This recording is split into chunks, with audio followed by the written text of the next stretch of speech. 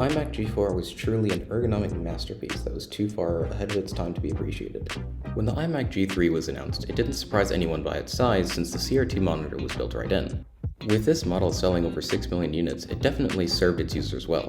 However, the G4 did all of that better? In January of 2002 at the Macworld Expo, Steve Jobs proudly showed off the new iMac, touting its new flat-screen design as, "This is the official death of the CRT today." But when it rose from the stage, it was definitely apparent why. You can hear the crowd's excitement in the air as the iMac is revealed. So it is my privilege to now present to you the new iMac.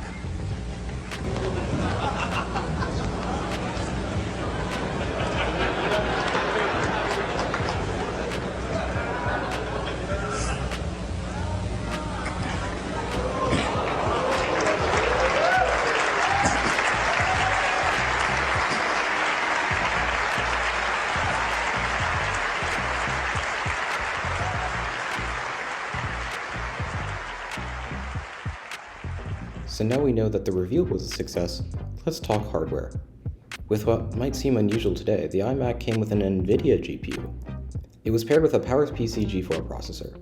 Even today, with dust in its fans, and with this unit actually surviving a flood of the storage shit it was in, this machine still feels as snappy as a 20-year-old computer can feel. It opens apps decently fast for using a hard drive, and it still looks awesome. You can see the resemblance of an iPod with the clear plastic frame of the display. Last but not least, the arm. Made of stainless steel that still shines like it was new even these 20 years later, it holds up really well. No drooping, loosening, or any annoyances to speak of really. It has aged magnificently. The ideal iMac G4 setup would be the Apple full-size keyboard, a pair of Pro speakers that sound absolutely amazing. You know what? Let's take a look at how they sound. I don't want to take up too much audio sample time, but this is real-time footage of this iMac trying to play a 720p YouTube video off of a flash drive. Okay, so I wanted more of this recording to be crab rave and I wanted it to be longer, but sadly I can't do that due to copyright, so hopefully you can still hear it over my voice. Yeah, that wasn't a still image, that was a YouTube video where the iMac, I'd assume, does not have enough RAM to play it. Either way, the speakers sound absolutely sublime, and if my iPhone 11's microphone did not do it justice, I guess you're just going to have to try it in person, because they are amazing. When I held my hand out, I could feel loads of air coming out of them. It also came with a, quote, Pro mouse. You'd probably think that the biggest mistake in mouse design would be a mouse that you can't charge while using. While I regret to inform you, you are wrong. This Pro mouse doesn't even have the ability to right-click.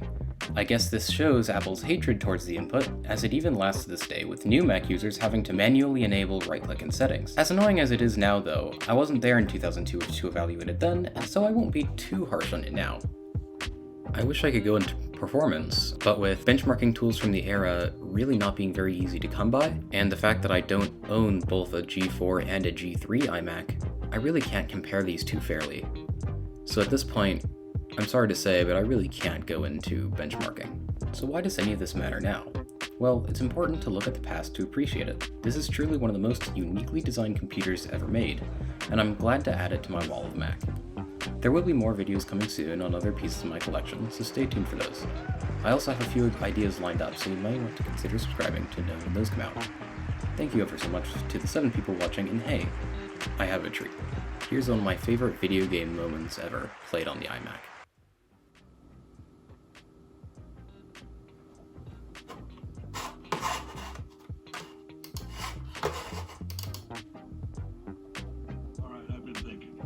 When life gives you lemons, don't make lemonade.